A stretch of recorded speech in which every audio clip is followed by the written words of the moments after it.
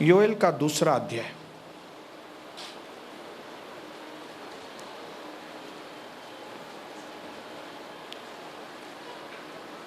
मैं आपके लिए पढ़ रहा हूं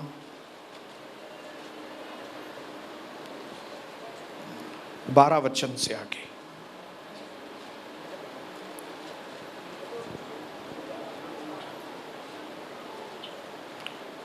तो भी प्रभु की यह वाणी है, अभी भी सुनो। मतलब अभी भी टाइम है आपको कि मेरी सुनो।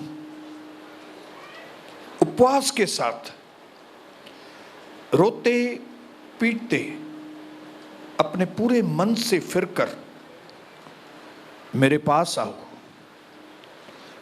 अपने वस्त्र नहीं, अपने मन को फाड़कर अपने प्रभु परमेश्वर की ओर फिरो, क्योंकि वह अनुग्रहकारी, दयालु, विलंब से कोप करने वाला, करुणा निधान और दुख देकर पछताने वाला है। क्या जाने वह फिरकर पछताए और ऐसी आशीष दे कि जिससे तुम्हारे प्रभु परमेश्वर का अन्न बलि और अर्घ दिया जाए। इसके लिए सियोन में नरसिंगा फूको,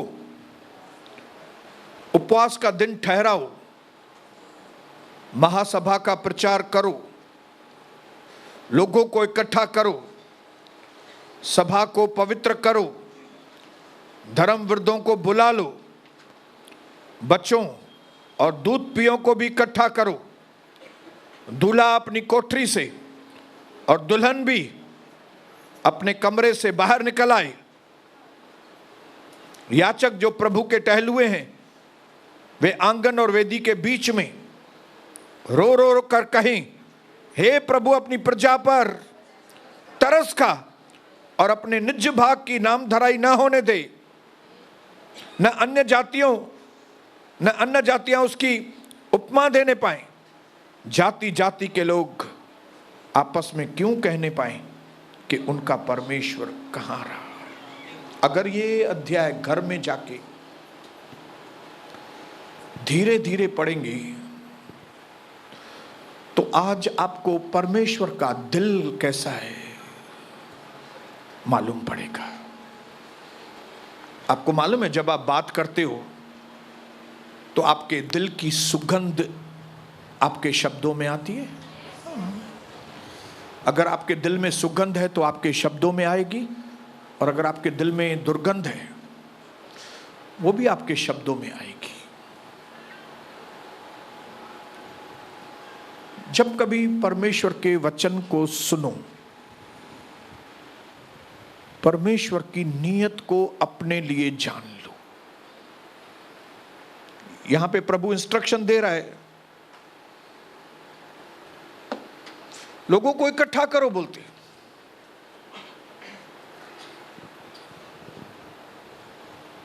मैं लोगों को आशीष करना चाहता हूं, मैं उनके पापों को माफ करना चाहता हूं, मैं उनको चंगा करना चाहता हूं, मैं उनके बच्चों को भी आशीष करना चाहता हूं, मैं उसकी पीढ़ियों को भी आशीष करना चाहता हूं। इसके लिए तुम उपवास का प्रचार करो, और उपवास के दिन बाहरी दिखावा मत करो।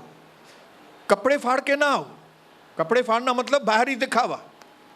बाहरी दिखावा नहीं, अपने मन को फाड़ के आओ। आपके मन के अंदर जो लालच, अभिलाषाएं, संसारीपन, गंदगी, लोगों के लिए प्यास, उसको फाड़ के तुम मेरे लिए प्यास रख के आओ, क्योंकि मैंने तुमको बनाया है, मैंने तुमको रचा है। मां के गर्भ में मैंने तुमको बनाया है, मां के गर्भ से मैंने तुमको निकाला है। प्रभु कहता है, मां बाप ने तुमको बड़ा नहीं किया है, मैंने तुमको बड़ा किया है। मां बाप ने तुमको खाना नहीं खिलाया, मैंने तुम्हारे मां बाप को खाना खिलाया है। प्रभु कहता है, मेरी ओर फिरो, इस जगत के सच्चे परमेश्वर को जानो। ताकि वो आपको आशीष करे। बोलो, ताकि वो मुझको आशीष करे। कंटिन्यू इतने दिन से हम लोग उपवास और प्रार्थना के बारे में सुन रहे हैं, और आप सब लोगों को उपवास और प्रार्थना का मतलब तो समझ में आ गया होगा। हालेलुया। कि उपवास और प्रार्थना जो है, जब दोनों मिलते हैं तो प्रार्थना की आग पावरफुल हो जाती है। हालेलुया। जब उपवास के साथ प्रार्थना होती है तो हमारे अंदर पावर रिलीज होता है, सामर्थ्य रिलीज। और आज दुनिया को, हर एक व्यक्ति को सत्संगों की जरूरत नहीं है, शिक्षाओं की जरूरत नहीं है। शिक्षाएं तो कोई भिखारी को पकड़ेंगे, वो भिखारी भी आपको शिक्षा देगा, मां बाप का आदर करो, चोरी मत करो, दारू मत पियो, नफरत मत करो, प्यार करो। ये भिखारी भी आपको बताएगा। हमको शिक्षाएं मालूम है। बोलो अपने पड़ोसी को, मुझे शिक्षाएं मालूम है। अरे मुझे पावर चाहिए कि मैं उन शिक्षाओं के ऊपर चलूं। हालेलुया। बोलो हालेलुया। बोलो हालेलुया।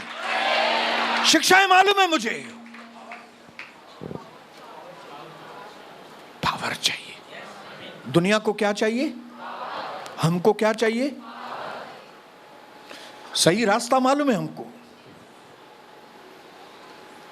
पावर चाहिए, ताकि हम सही रास्ते पे चल सके, ताकि हम परमेश्वर की आज्ञा को मान सके। मैं फिर से रिपीट करके बोलता हूं आपको, दुनिया का सबसे महान व्यक्ति वो नहीं है जो सबसे ज्यादा उपवास करता है, वो व्यक्ति भी नहीं है जो सबसे ज्यादा प्रार्थनाएं करता है, वो व्यक्ति भी नहीं है जो प्रभु के घर में देता है, वो व्यक्ति भी नहीं है जो गरीबों के ऊपर तरस खाता है। लेकिन इस दुनिया में सबसे महान व्यक्ति वो है जो परमेश्वर की आज्ञाओं को मानता है, जिसका जीवन धन्यवाद से भरा हुआ रहता है। 24 घंटे ही वो उसके उपकारों को याद करता है कि उसकी वजह से मैं आज जिंदा हूं, उसकी वजह से आज मैं सांस ले रहा हूं। वही व्यक्ति महान व्यक्ति है। इसके लिए अपने जहन के अंदर एक चीज ध्यान में रखो कि आप अपने जीवन में अगर सबसे ज्यादा इंपॉर्टेंट किसी चीज को आपको वैल्यू देनी है, वो है कि मुझे आज्ञा पालन वाला बनना है। हालेलुया। उपवास भी करते हैं तो एक एम के साथ कि मुझे आज्ञा बनने वाला बनना है। प्रार्थना भी कर रहे हैं तो एक चीज ध्यान में रखें कि मुझे आज्ञा मानने वाला बनना है। हालेलुया। कोई भी काम करते हो तो उसका आपका गोल एक ही होना चाहिए कि मुझे परमेश्वर पिता का आज्ञाकारी बनना है। तब आप जिंदगी में ऐसी सफलताएं देखेंगे जिसका कोई अंत ही नहीं होगा। ऐसी सफलताएं जो आपके चलने के पहले ही आपके आगे आ जाएंगे। लिखा है तुम बीज बोएगे भी नहीं और फसल को देख लेंगे। ऐसा वक्त विश्वासियों के जीवन में आने वाला। इसके लिए पिछले उसमें हमने एक सीखा कि किस तरह से उपवास और प्रार्थना हमें सही दिशा देती है। ये 8 दिन की उपवास प्रार्थना हमें एक दिशा देगी, और वो हैगी कि हम परमेश्वर के राज्य को आशीषित करें। हालेलुया। जिस दिन आपने अपने जीवन को ये सही दिशा दी ना कि मेरे द्वारा परमेश्वर का राज्य आशीषित हो, मेरे द्वारा जो प्रभु के मासूम लोग हैं जो बेचारे मर रहे हैं, मैं परमेश्वर के राज्य में उनके लिए एक आशीष का, उनको बचाने वाला मैं बनूं। जिस दिन आपने अपने आगे ये चीज रखी ना, आप जिस काम में हाथ डालेंगे उसमें आपको परमेश्वर आशीष। आप मट्टी को भी बेचेंगे, सोना मिलेगा आपको। और प्रभु के दिए हुए आशीषों में दुख की मिलावट नहीं होती। शैतान के दिए हुए पैसों में डायबिटीज, पीठ का दर्द, टांगों का दर्द, सर घूम रहा है, अल्सर, खाना बराबर नहीं खा सकता हूं, डॉक्टर ने नमक मना किया है। ये लोग कौन से हैं? जिनको शैतान पैसा देता है, लेकिन उसमें वो दुख की मिलावट करके देता है।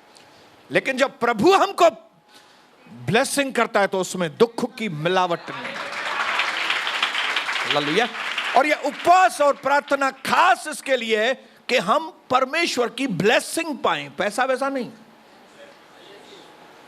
मैं आपको बताऊं, परमेश्वर के राज्य की आशीषें जो उपवास और प्रार्थना के द्वारा हम लोग बोल रहे हैं, पैसा वैसा नहीं है। पैसा तो ऐसे ही मिल जाता है हमको, पैसों के लिए उपवास प्रार्थना करने की जरूरत नहीं है। उपवास और प्रार्थना करनी है परमेश्वर के करीब आने के लिए। हालेलुया। उसकी निकटता में हर एक आशीष की भरपूरी है।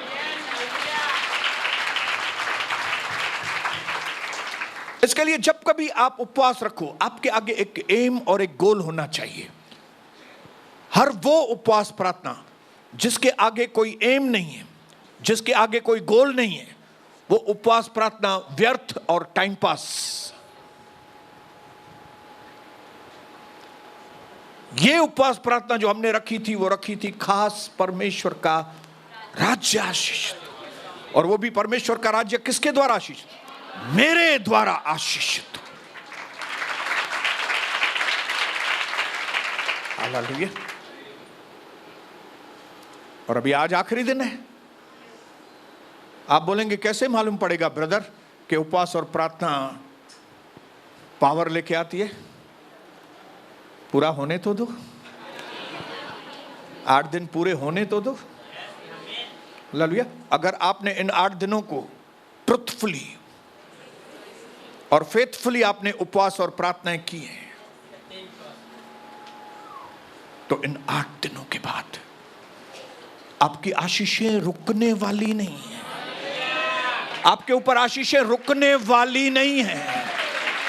आपके आगे एक प्रूफ है, आपके सामने एक व्यक्ति है जो जिंदा है। ये पौलुस को आप पहचानते नहीं, आपने देखा नहीं। ये बाइबल के अंदर जो दानियल है उसको भी आपने नहीं देखा। ये बाइबल के अंदर दाऊद है उसको भी आपने नहीं देखा। ये बाइबल के अंदर सुलेमान है उसको भी आपने नहीं देखा। ये बाइबल के अंदर अलग अलग लोग जिन्होंने उपवास और प्रार्थना करके आशीष पाई थी, आप उनको नहीं जानते। लेकिन आप एक व्यक्ति को जानते हो जो उल्लासनगर का है और उसका नाम है सोनी बसंतानी। अगर इस व्यक्ति के बारे में आपको इंक्वायरी करनी है कि ये जवानी के दिनों में कैसा था, तो आप हिलव्यू सोसाइटी झूलेलाल मंदिर के आसपास जाके आप वहां पे इंक्वायरी कर सकते हो कि वहां पे एक बदमाश व्यक्ति था जिसका नाम था सोनी बसंतानी। लेकिन इस व्यक्ति के अंदर उपवास और प्रार्थना करने के बाद कैसा बदलाव आया, कितना बड़ा बदलाव आया, कितना ज्यादा आशीषित हुआ, वो आपको आज आपके जीवन के सामने दिखाई देगा। बोलो, मैंने दूसरों को तो नहीं देखा है, आप मुझे देख रहे हैं ना।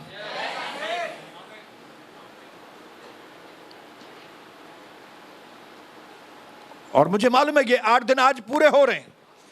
हालेलुया। आज पूरे हो रहे हैं और ये 8 दिन मेरे वेस्ट नहीं जाने वाले हैं। इन 8 दिनों के बाद हमारी विक्ट्रीज शुरू हो जाएंगी। हालेलुया। और उन विक्ट्रीज में क्या विक्ट्रीज होगी मालूम है? उन विक्ट्रीज में विक्ट्रीज होगी कि दुश्मन एक दिशा से आएगा और 7 दिशाओं से भागेगा। आप देखेंगे जहां कहीं कोई आपको सताने वाले लोग होंगे, वो सताने वाले लोग गायब हो जाएंगे। आप देखेंगे इस 8 दिन के बाद, इस उपवास प्रार्थना के बाद, जहां कहीं आपके घर में, आपके जीवन में, आपके परिवार में बंधन था, कि जिस बंधन की वजह से आपका जीवन तरक्की नहीं कर रहा था, वो बंधन टूट गया है और आपकी तरक्की शुरू हो गई है। इन उपवास प्रार्थनाओं के बाद आप देखेंगे कि आप जिस जमीन पर पांव रखेंगे वो जमीन आपकी। हालेलुया। बोलो हालेलुया। यशाया के 8 अध्याय में 58 अध्याय में लिखा है, मैं आपके लिए पढ़ता हूं। 58 के 1 से 5 में लिखा है, जो ऐसे ही फालतू उपवास रखते हैं उनके बारे में लिखा है। लेकिन 5 वचन के बाद जो सही उपवास और प्रार्थना करते हैं उनके बारे में लिखा हुआ है। मैं आपको 6 वचन से आगे पढ़ता हूं। जिस उपवास से मैं प्रसन्न होता हूं वह का यह नहीं कि अन्याय के बनाए हुए दासों और अंधेर सहने वालों का जुआ तोड़कर उनको छुड़ा लेना और सब जुओं को टुकड़े टुकड़े कर देना। क्या वो सही उपवास वह यह नहीं है कि तुम अपनी रोटी भूखों को दान दे दो, अनाथ और मारे मारे फिरौओं को तुम अपने घर में ले आना और किसी को नंगा देखकर वस्त्र पहनाना और अपने जाति भाइयों से अपने को न छुपाना। अगर तुमने ये सही उपवास किया तब तेरा प्रकाश पांव फटने की नाई चमकेगा और तू शीघ्र चंगा हो जाए। अब यहां से शुरू होती है कि जब आपने सही उपवास और प्रार्थना किए तो आपके जीवन में क्या होगा। आपके जीवन के अंदर रोशनी चमकनी चालू हो जाएगी। आप बोलेंगे ये रोशनी क्या है? ये रोशनी और कोई नहीं, ये रोशनी प्रभु यीशु मसीह है। ये यीशु मसीह और कोई नहीं, ये यीशु मसीह प्रभु है। और ये प्रभु और कोई नहीं, ये उसका चरित्र है जो आपके जीवन से दिखेगा। क्या दिखेगा आपके अंदर से? प्रभु का चरित्र। बोलो प्रभु का चरित्र। मेरे अंदर से प्रभु का चरित्र दिखेगा। बोलो। अब तेरा प्रकाश पांव फटने की नाई चमकेगा और तू शीघ्र चंगा हो जाएगा। तेरा धर्म तेरे आगे आगे चलेगा और प्रभु का तेज तेरे पीछे पीछे रक्षा करते हुए चले। आपकी रक्षा सुरक्षा होगी दुश्मनों से। हालेलुया। और तब तू पुकारेगा और प्रभु उत्तर देगा और तू दुहाई देगा और वह कहेगा हाँ मैं यहां हूं। और यदि तू अंधेर करना और उंगली मटकाना और दुष्ट बातें बोलना छोड़ दे, उदारता से भूखे की सहायता करे और दीन दुखियों को संतुष्ट करे, तब अंधियारे में तेरा प्रकाश चमकेगा और तेरा घोर अंधकार दोपहर का सा उजियाला हो जाएगा। और एक बार आपका चरित्र सही हो गया तो आप भूखे मरेंगे? अगर बदमाश लोगों को, स्मगलरों को, दारूड़ियों को, ड्रग्स बेचने वालों को, बियर बार चलाने वालों को, उनको भी खाना मिलता है, तो एक व्यक्ति जिसका चरित्र प्रभु के जैसा हो, क्या उसका धंधा नहीं चलेगा? बोलिए बोलिए बोलिए। हालेलुया। बोलो मैं समझ गया हूं ब्रदर। बोलो मुझे समझ में आ रही है बात। उपवास और प्रार्थना मेरे और आपके चरित्र को बनाता है। हमारे अंदर जो मलिनता है ना, हमारे अंदर जो गंदगी है कि हम अपने भाइयों की तरक्की नहीं सहन करते। हालेलुया। हम अपने ही लोगों के ऊपर जादू करते हैं। ये गंदे चरित्र में से प्रभु हमारी जान छुड़ाता है। और क्या होता है हमारा चरित्र प्रभु के जैसा। प्रभु का चरित्र क्या है? वो अपने दुश्मनों से भी प्यार करता है। जब यीशु मसीह जान दे रहे थे तब उसने अपने दुश्मनों को श्राप नहीं दिया। उसने कहा हे पिता इन्हें माफ कर क्योंकि ये जानते नहीं। और ये चरित्र कभी शुरू होगा आपके जीवन में? उपवास और प्रार्थना। बोलिए उपवास और प्रार्थना। हालेलुया। प्रभु के सही चेले वही है। मैं आपको बताऊं, जो उपवास और प्रार्थना, और वो भी सही ढंग से, और उपवास और प्रार्थना के द्वारा सुधरते जाते हैं, सुधरते जाते हैं, सुधरते जाते हैं, सुधरते जाते हैं, सुधरते जाते हैं, बदलते जाते हैं। और एक दिन आएगा जब हम पूरी तरह से यीशु मसीह के जैसे बने। ये मेरी आंखें हमेशा दारूओं को नहीं देखने वाली है। ये मेरी आंखें आज्ञा को तोड़ने वाले खाली लोग नहीं देखेंगी। ये मेरी आंखें एक दिन ऐसी जनरेशन को देखेगा। ये मेरी आंखें ऐसी पीढ़ियों को देखेंगी जो बिल्कुल इस दुनिया से अलग होंगी। हालेलुया। ऐसे बच्चे देखेगी मेरी आंखें। ऐसे प्रभु के लोग दिखाई देंगे जिन्होंने अपने जीवन के अंदर परमेश्वर के वचन को 100% वो वैल्यू देंगे। ऐसे लोग जो अपने घर को प्रार्थना घर बनाएंगे, ऐसे लोग जो अपने घर में अपने पति के साथ प्रार्थना, अपनी पत्नी के साथ प्रार्थना, अपने बेटे के साथ प्रार्थना, अपनी बेटी के साथ प्रार्थना, अपने सर्वेंट के साथ प्रार्थना, ऑफिस में प्रार्थना, आपके क्लर्क के साथ प्रार्थना, आपका जो ऑफिस बॉय है उसके साथ प्रार्थना, आपका जीवन ऐसी जनरेशन मेरी आंखें इस उल्लासनगर में देखेगी। हालेलुया।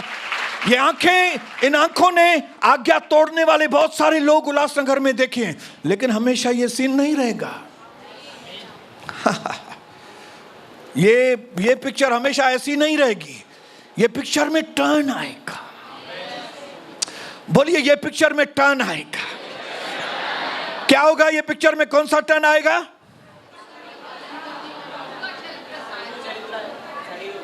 ये पिक्चर ऐसा टर्न होगा कि हर व्यक्ति का घर प्रार्थना का घर बन जाएगा। हालेलुया।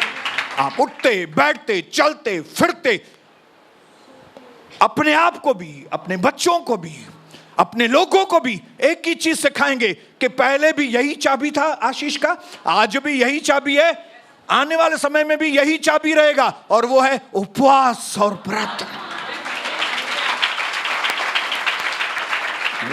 ये चाबी कभी बदलने वाली नहीं है। समय के अनुसार ये चाबी बदलने वाली नहीं है। चेलों के वक्त में भी उपवास और प्रार्थना नहीं चेलों को आगे बढ़ाया। पुराने नियम के अंदर भी प्रभु के दासों को उपवास और प्रार्थना नहीं ऊंचा उठाया। अब इस नए नियम में भी और आज के युग में भी और हमारे उल्लासनगर में भी उपवास और प्रार्थना वाले लोग ही तरक्की करेंगे।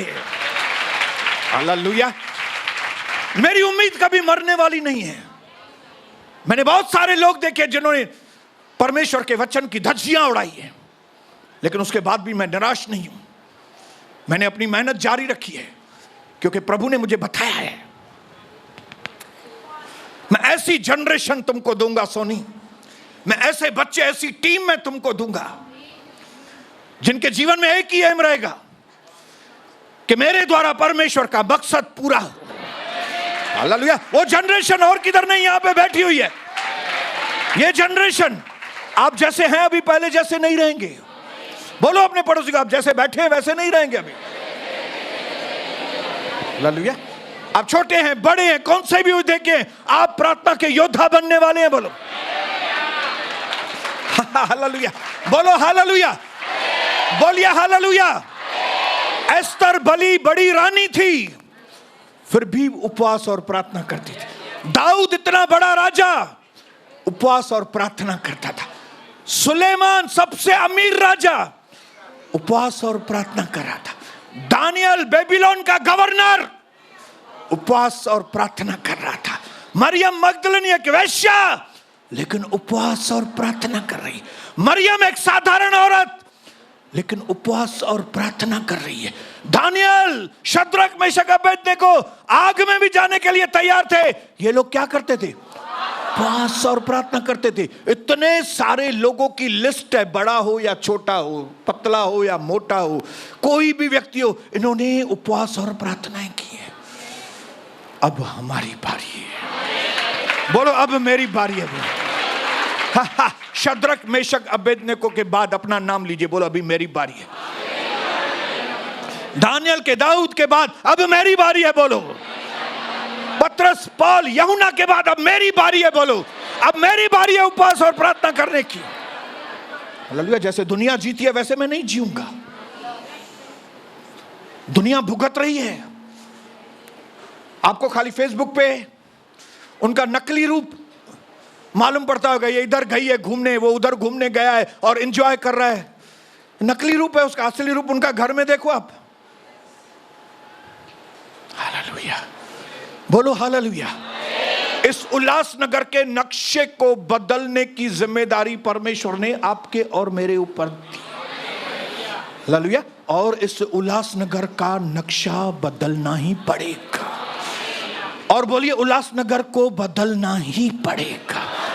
ए उल्लासनगर, तुझे बदलना ही पड़ेगा। यहां पे यीशु मसीह आया है, तेरे को बदलना ही पड़ेगा। कम ऑन बोलो, बदलना पड़ेगा, बोलो बदलना पड़ेगा, बोलो बोलो। आपको मालूम नहीं है परमेश्वर ने कितने बड़े काम किए। हालेलुया। वो काम जो आप और हम नहीं कर सकते। Praise the Lord. हालेलुया। परमेश्वर ने जो काम किए वो आप और हम नहीं कर सकते। और अगर आप चाहते हो कि परमेश्वर वो काम करे जो आप और हम नहीं कर सकते, तो आप वो काम करो जो आप और हम कर सकते हैं। जिस दिन आप और हम जो कर सकते हैं जब वो करेंगे, तो परमेश्वर जो हम नहीं कर सकते वो परमेश्वर हमारे लिए करे। हालेलुया। बोलो मैं उपवास कर सकता हूं यार, मैं प्रार्थना कर सकता हूं, ये कम कर सकता हूं मैं, लेकिन मेरी मां की जिंदगी बदल जाए वो मैं नहीं कर सकता हूं। मेरे पिताजी की जिंदगी बदल जाए वो मैं नहीं कर सकूंगा। मेरी जिंदगी में अद्भुत आशीष है वो मैं नहीं कर सकता हूं। वो कौन करेगा? वो करेगा। बड़े काम कौन करेगा? आपको मालूम है क्रिएशन, ये सृष्टि बनाने के लिए परमेश्वर को कोई भी कीमत चुकानी नहीं पड़ी थी। उसने बोला और सृष्टि बन गई। उसने कहा आसमान हो, आसमान बन गया। उसने बोला रोशनी हो तो रोशनी हो गई। उसने कहा जानवर बन जाए तो जानवर बन गए। उसने सारी चीजें वचन के द्वारा बनाई। उसको कुछ भी कीमत चुकानी नहीं पड़ी। क्रिएशन के लिए, सृष्टि को बनाने के लिए उसको कोई कीमत चुकानी नहीं पड़ी। लेकिन आपको और हमको उद्धार मुक्ति देने के लिए उसको सब कुछ देना पड़ा। अपना सब कुछ, अपना मान सम्मान सब दांव पर यीशु प्रभु ने लगा दिया ताकि आप और हम उद्धार पाए। उसने अपना खून दिया, बेइज्जती सही, पूरी रात यीशु प्रभु ने मार खाई, थूका लोगों ने उसके मुंह पर, लेकिन उसने सहन किया। उसकी दाढ़ी को नोचा, उसको गंदे शब्द बोले, ऐसी बेइज्जती जो कभी किसी की नहीं हुई, यीशु प्रभु की वो बेइज्जती हुई, लेकिन उसने वो सहन किया क्योंकि उसको कीमत चुकानी थी। किसकी कीमत चुकानी थी? आपके और मेरे पापों की। हाँ, जवानों को जवानी याद करने की जरूरत नहीं है। जवानों को अपनी जवानी के दिनों में कौन से पाप किए आपको मालूम है। हम बुढ़े लोगों को जवानी याद करनी, बुढ़ापे में क्या, जवानी के दिनों में क्या नहीं किया हमने। पाप के ऊपर पाप, पाप के ऊपर पाप, उसके पैसे दबाओ, उसकी औरत के ऊपर नजर रखो, उसकी लड़की के ऊपर उधर गलत काम, ये गलत काम, ये बियर बार में जाओ, उधर डांस बार में जाओ, ये करो वो सब किस्म के पाप किए। इसके लिए, मेरी सेल्वेशन के लिए, मेरे उद्धार और मुक्ति के लिए प्रभु को अपना सब कुछ दाओ। सब कुछ, सब कुछ, यहां तक कि अपनी जान देनी पड़ी प्रभु को। हालेलुया, हालेलुया, ताकि हमको मुक्ति फ्री में मिले। कीमत उसने चुकाई ताकि हमको फ्री में मिले, क्योंकि हम मुक्ति नहीं पा सकते, हम पापी लोग हैं। हालेलुया, हमको फ्री में मिली है। लेकिन इस मुक्ति को, इस उद्धार को अगर संभाल के रखना है, आपको कीमत चुकानी पड़ेगी। और वो कीमत है बलिदान, और वो बलिदान है उपवास। और जो व्यक्ति अपने जीवन में उपवास और प्रार्थनाएं प्रभु के आगे नहीं करता है, वो आज नहीं तो कल अपनी सैल्वेशन को, अपने उद्धार को खो देगा। आपको मिला फ्री में, लेकिन उसको संभालना बहुत बड़ी बात है। प्रभु ने दे दिया है आपको, क्योंकि आप खरीद नहीं सकते थे, आपको दे दिया फ्री में। आपने कहा यीशु मेरी जिंदगी में आइए, मैं आपको प्रभु करके स्वीकार करता हूं। जैसे ही आपने विश्वास की, प्रार्थना की, आपका उद्धार हो गया, आपके पापों को माफी मिली, आपको नया जीवन मिल गया। लेकिन इस नए जीवन में चलना, इस नए जीवन में सुधरना, इस नए जीवन में बदलना, यह बहुत बड़ी चुनौती है। और इन चुनौतियों को सामना करने की ताकत सिर्फ उनके पास है जो उपवास के साथ, बोलिए उपवास के साथ प्रार्थनाएं, बोलो बोलो, उपवास के साथ प्रार्थनाएं। हालेलुया। एक ऐसा जीवन परमेश्वर हमको देने के लिए आया जिसमें रोज विजय हो, रोज विजय हो। ये लल्लू पंजू वाला जीवन नहीं, दुनिया में जैसे लोग जीते, भिखारियों के जैसा जीवन। हालेलुया। ये ट्रस्टों में जाके भीख मांगना, ट्रस्टों में मेरे घर में खाने के लिए नहीं है, मेरा पति कमाता नहीं है, मेरी बेटी ऐसा है, मेरा बेटा, मेरी बेटी की शादी है, आप उसके लिए मेरे को ट्रस्ट में पैसा दो। भिखारी, ये जीवन है, ये इस तरह का जीवन देने के लिए मसीह नहीं आया। वो जो मुझे सामर्थ्य देता है उसमें मैं सब कुछ कर सकता हूं, वो जीवन, सब कुछ करने वाला, वो जो मुझसे प्यार करता है, मैं उसमें जयवंत उससे ज्यादा बढ़कर रोज विजय, रोज विजय। और ये विजय कहां से मिलेगी? ऐसे जिम्मेदार लोगों को ये विजय मिलने वाली है जो उपवास और प्रार्थना को अपने जीवन का अंग बनाएंगे। अंग, हालेलुया। कितने अंग है? ये सारे मेरे अंग हैं। और एक अंग है, बोलो, जो मेरा दिखाई नहीं देता है आपको, और वो अंग है मेरा उपवास और प्रार्थना। हालेलुया। प्रभु को ऐसे जिम्मेदार लोग चाहिए कि जब रात को आपको प्रभु 2 बजे जगाए, आप 2 बजे उठकर अपने बच्चों के ऊपर प्रार्थना करने वाले। बच्चे आंखें खोले और बोले, पापा क्या कर रहे हो? पापा बोलेगा, नहीं आप सो जाओ बेटा, मैं अपनी ड्यूटी पूरी कर रहा हूं, मुझे परमेश्वर ने जगाया कि मैं अपने बच्चों के लिए प्रार्थना करूं। मुझे ऐसी माएं चाहिए, प्रभु कहता है, जिनको मैं दोपहर में, रात में जब कभी बोलूं कि तुम प्रार्थना में लग जाओ, तो वो किचन को बंद करके, झाड़ू को फेंक के, सफाई के काम को छोड़ के घुटने में बैठ जाएं और कहें, हाँ परमेश्वर, मैं आपके लिए उपवास और प्रार्थनाएं मैं करूंगी। ऐसी जनरेशन हमको मिलने वाली है। ऐसे भाई लोग चाहिए जिनको प्रभु बात करे कि भाई आज तेरे को दुकान पे जाना ही नहीं है, और आप अपनी चाबी घर में ऐसी कोने में फेंक दो जहां पे मिले ही नहीं, बंद दुकान आज, क्योंकि मेरे प्रभु ने मुझे बोला है कि आज घुटना टेक के मुझे उपवास और प्रार्थनाएं करनी। और ये जनरेशन आने वाली नहीं है, अभी आ चुकी है। ये ऐसी पीढ़ी प्रभु आ चुकी है। हालेलुया। इन 8 दिनों की उपवास प्रार्थना को मामूली मत समझना। ये 8 दिन के उपवास प्रार्थना को प्रभु इतना आशीष करने वाला है जितनी आप कल्पना भी नहीं कर सकते।